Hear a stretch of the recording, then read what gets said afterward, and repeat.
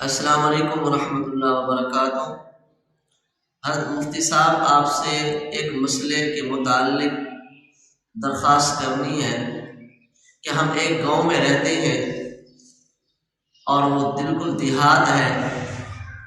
تو وقتاً فوقتاً کوئی نہ کوئی واقعے وہاں رونما ہوتے رہتے ہیں، پریشانیاں آفتیں ناگہانی آتی رہتی ہیں، جیسا کہ عمومی طور پر گاؤں میں چوری چکاری ہوا کرتی ہے۔ ایک دن ایسا ہوا کہ محلے میں چور آئے۔ جب شور ہوا تو ہمارے جو محلے کی مسجد کے امام صاحب ہیں انہوں نے آذان دینا شروع کر دی تاکہ آواز لوگوں تک پہنچ جائے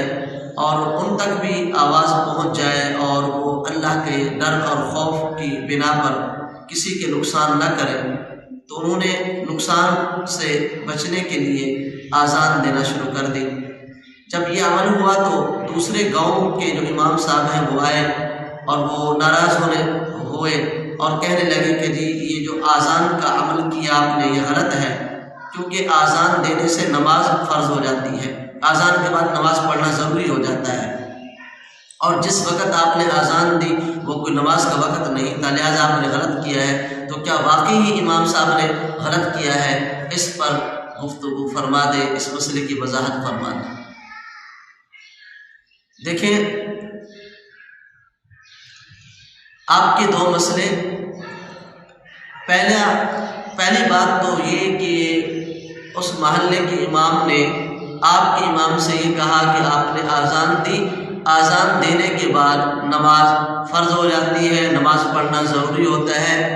تو ایسا کچھ نہیں ہے۔ نماز تب فرض ہوتی ہے، نماز تب پڑھنی ہوتی ہے کہ جب نماز کا وقت ہو، جب نماز کا وقت داخل ہو اس وقت آذان بھی دی جاتی ہے اور نماز بھی پڑھی جاتی ہے۔ جب تک نماز کا وقت داخل نہ ہو اس سے پہلے اگر آذان دی جائے تو وہ آذان دینے سے نماز کا پڑھنا یا نماز کا فرض ہونا کوئی ضروری نہیں ہے، کیونکہ نماز کے فرائض کے لیے اوقات پنجگانہ مقرر ہیں۔ ان اوقات پنجگانہ کے لیے آذان بھی دی جاتی ہے، نماز بھی پڑھی جاتی ہے۔ اگر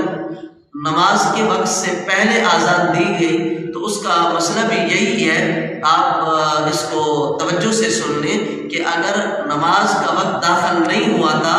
تو پہلے آذان دے دی گئی، تو جب نماز کا وقت داخل ہوگا تو دوبارہ آذان دی جاتی ہے۔ وہ آذان جو وقت سے پہلے دی گئی ہے وہ کافی نہیں ہوا کرتی اس نماز کے لیے جو وقتی نماز ہے، بلکہ آذان وقت داخل ہونے کے بعد ہی دوبارہ دی جائے گی۔ لہذا یہ کہنا کہ جی آذان دینے کے بعد نماز فرض ہو جاتی ہے یا نماز پڑھنا ضروری ہے، ایسا کچھ نہیں ہے، کوئی نماز پڑھنا ضروری نہیں ہوتا آذان اگر پہلے دی گئی۔ دوسری بات یہ کہ آپ نے جو کہا کہ جی انہوں نے یہ فعل جو کیا ہے، یہ فعل وہ دوسرے امام نے کہا کہ غلط کیا ہے یا ناجائز ہے، تو ایسا بھی ہم نہیں کہہ سکتے، کیونکہ علامہ شامی رحمہ اللہ نے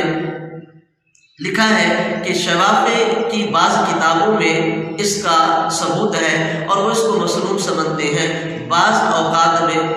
جو ہے آذان کا دینا، مثلا جیسا کہ آپ نے کہا ناگہانی آفت، کوئی پریشانی کے موقع پر یا لشکر کے جو ہے کو متنبع کرنے کے لیے اس موقع پر، یا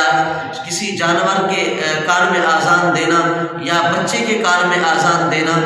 اور آگ لگنے کے وقت، اس طرح کے چند مواقع ہیں کہ شوافع کی کتابوں میں اس کو آذان دینے کو مسنون لکھا ہے، اور ہم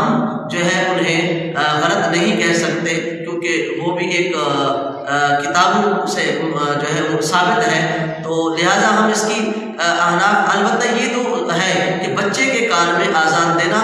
ہم احناف کے نزدیک بھی مسنون ہے۔ اب اس سے بھی آپ اندازہ کریں، بچے کے کان میں جب آذان دی جاتی ہے تو اس وقت کوئی ہر وقت نماز کا وقت تو نہیں ہوتا، لیکن آذان دینے کے بعد کوئی نماز فرض نہیں ہوتی، تو لہذا یہ کہ یہ بھی درست نہ ہوا۔ اور بچے کے کان میں آذان دینا تو ہم احناف کے نزدیک بھی یہ مسنون ہے اور ثابت ہے احادیث مبارکہ سے۔ اور اس کے علاوہ دیگر جو مواقع ہیں پریشانی کے وقت، یا یہ کہ مرغی زدہ آدمی